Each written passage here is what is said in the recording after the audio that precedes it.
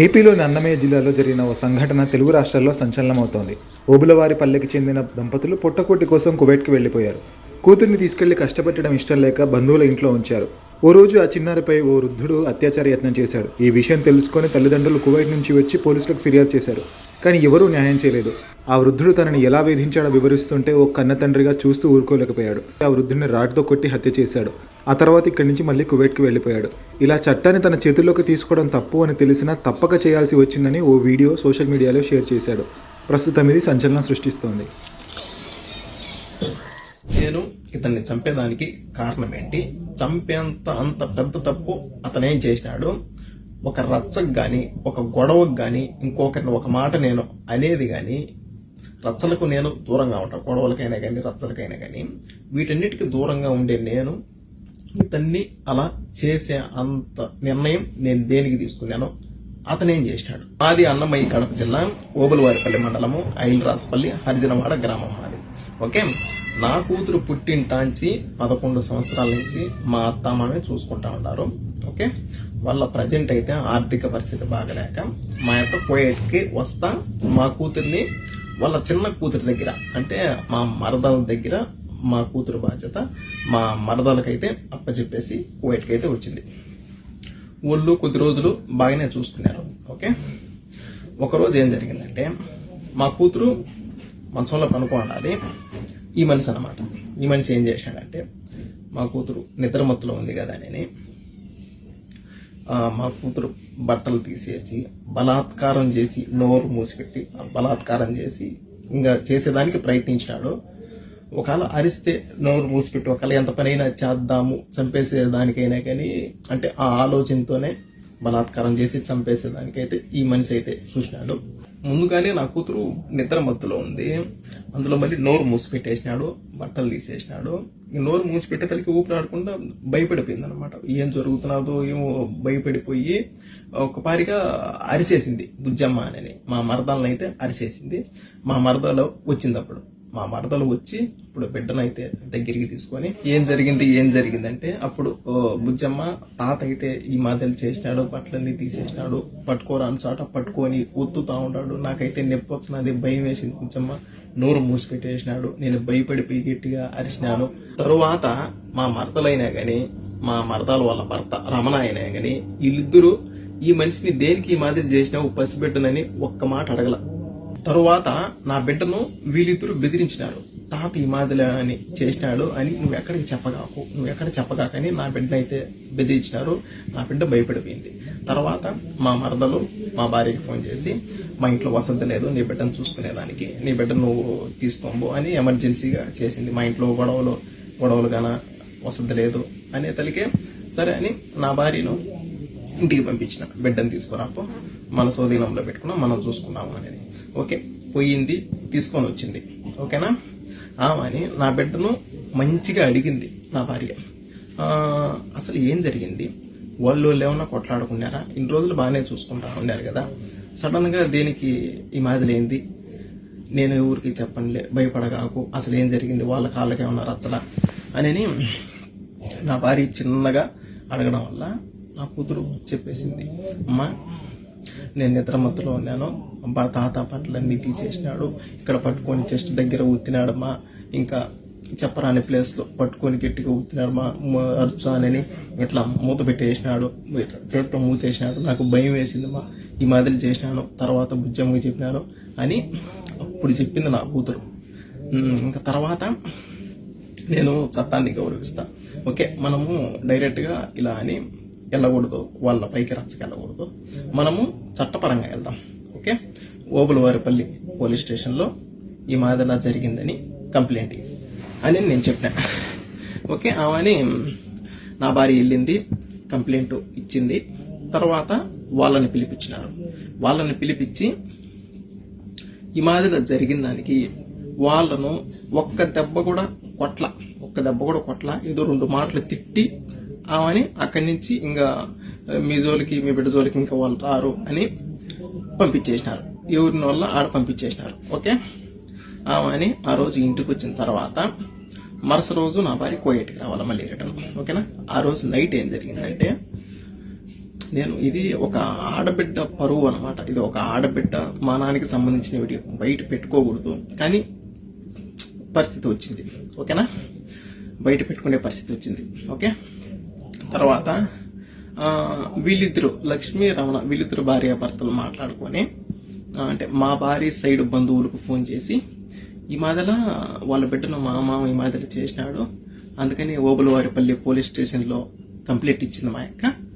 మేము పోలీసు వాళ్ళకు డబ్బులు కట్టి కేసు కంప్లీట్ చేసుకొని మేము బయటకు వచ్చినాం అని ప్రతి ఒక్కరికి మా భార్య వాళ్ళ సైడ్ బంధువులకి ఫోన్ చేసి మాట్లాడుతూ ఉంది. ఈ మాదిరి ఎంత పరువు తక్కువగా ఉంటుంది మాకు. మా బిడ్డ పబ్లిక్ చేసేది ఇదొకటి వాళ్ళిద్దరు. నెక్స్ట్ ఇంకొకటి పోలీసు వాళ్ళకు డబ్బులు కట్టి మేము బయటకు వచ్చినాము ఈ మాదిరి కంప్లైంట్ ఇస్తే అని అదొకటి. రెండు ఓకేనా. ఆమెని మా భార్య నాకు ఫోన్ చేసి ఈ మాదిరి అంటా ఉంది బావా, ఎట్లా అంటే సరేలేబా నువ్వు మళ్ళీ వెళ్ళు పోలీస్ స్టేషన్కి వెళ్ళు, నువ్వు మళ్ళీ పోలీస్ స్టేషన్కి వెళ్ళు, ఈ మాదిరి అని చెప్పు, ఈ మాదిరి పబ్లిక్ చేస్తున్నారు సార్, పబ్లిక్ చేస్తే మాకే కదా భయసనము అని చెప్పు, ఏమంటారో చూద్దాము అని మళ్ళీ పంపించిన. వెళ్ళింది సార్ వాళ్ళతో చెప్పినాము.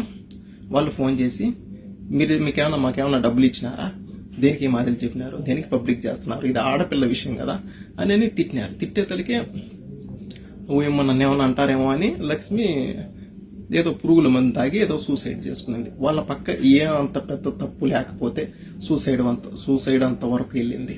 Okay, suicide చేసుకునింది.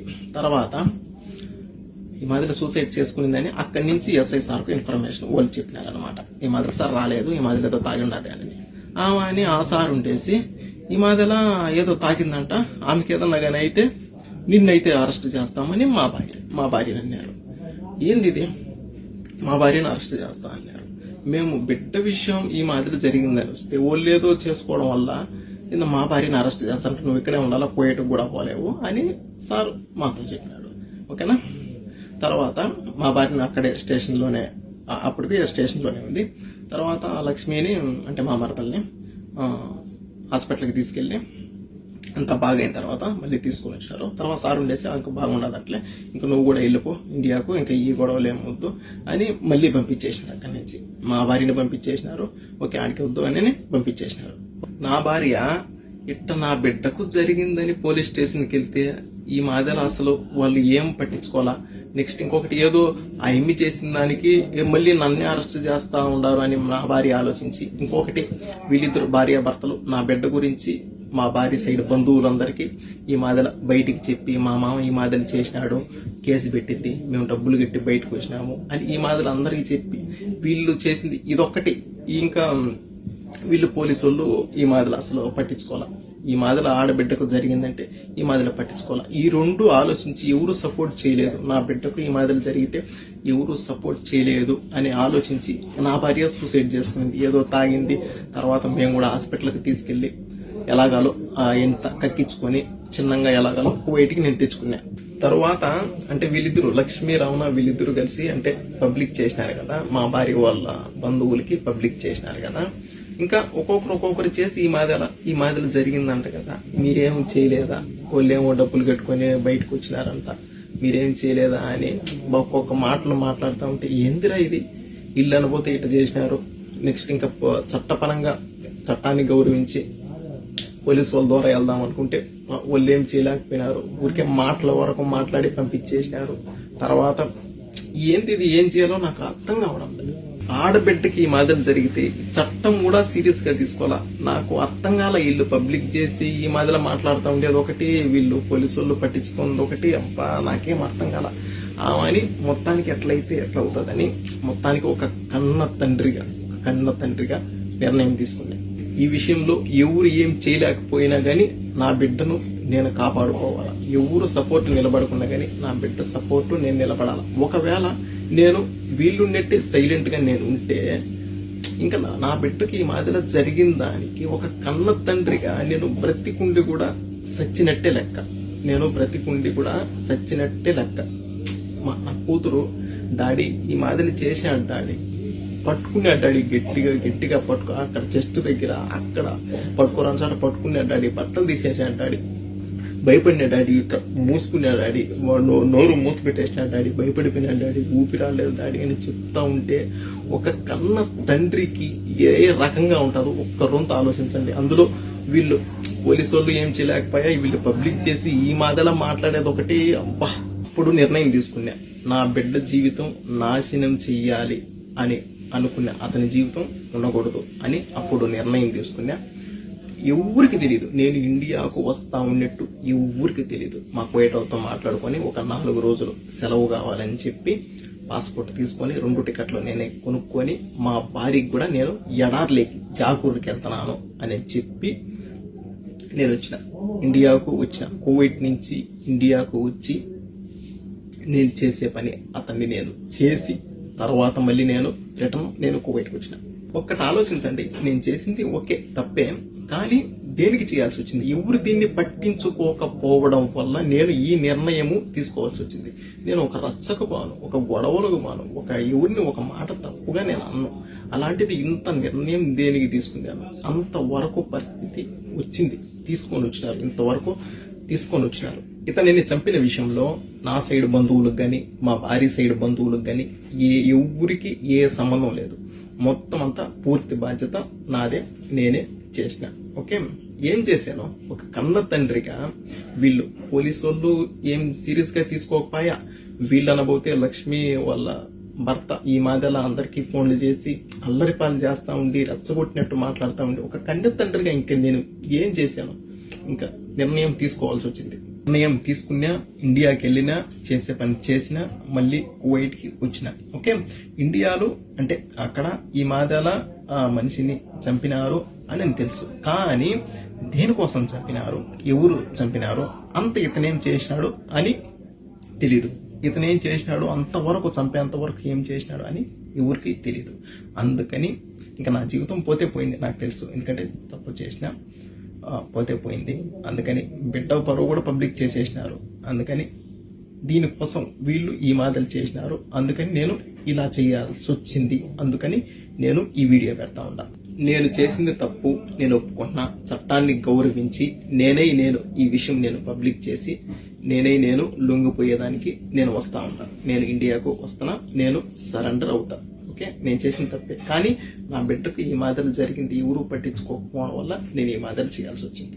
ఈ రోజు నా బిడ్డకు జరిగింది, రేపు ఒకవేళ మీ బిడ్డకు, మీ ఇంట్లో ఆడవాళ్ళకు ఈ మాదిరి జరిగితే పట్టించుకోకుండా ఒకవేళ ఇంకెప్పుడు పట్టించుకుంటారో, తేటిగా ఆడబిడ్డల మాన ప్రాణాలు తేటిగా పోయిన తర్వాత, సమాధిలోకి వాళ్ళు వెళ్ళిన తర్వాత పట్టించుకొని ఏం ఉపయోగం? ఒక నా బిడ్డ గురించే కాదు, ప్రతి ఒక్క ఆడబిడ్డ గురించి నేను ఆలోచించి ఈ మాదిరి ఒకవేళ ఎవరైనా ఈ మాదిరి చేస్తే, ఒకవేళ ఎవరు ఏం చేయలేకపోయినా కానీ, ఒకవేళ వీళ్ళ బంధువులు అయినా కానీ, వీళ్ళ తండ్రి అయినా కానీ, అన్నైనా కానీ, తమ్ముడైనా కానీ, ఒకవేళ ఏదైనా చేస్తాడో తెలిసిన తర్వాత అలా భయపడైనా కానీ ఆడపిల్లల జోలికి రాకుండా ఉంటారు అని ఆలోచించి, నా జీవితం పోయినా పర్వాలే, బిడ్డ పరువు ఈ మాదిరిలో పోయినా పర్వాలే, ఇంకొకరు బాగుంటారు కదా, ఇంకొకరికి ఇది విషయం అని చెప్తానే, ఇంకొక బిడ్డకు ఈ మాదిరిలో జరిగిందని చెప్తానే అప్పుడైనా సీరియస్ గా పట్టించుకుంటారు కదా అనే ఆలోచనతో నేను ఈ పని చేసిన.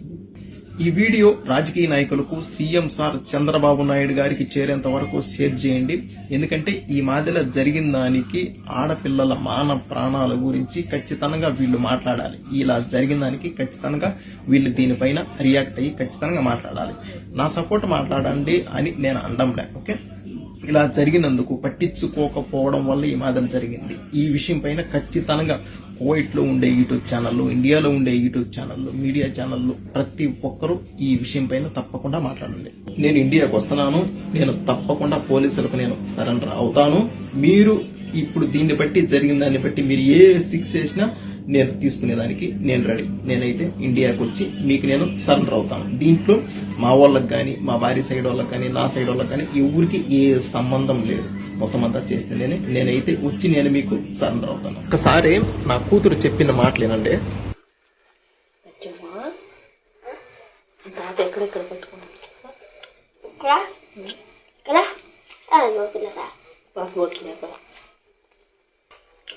ఏ తాత పట్టుకునిందా?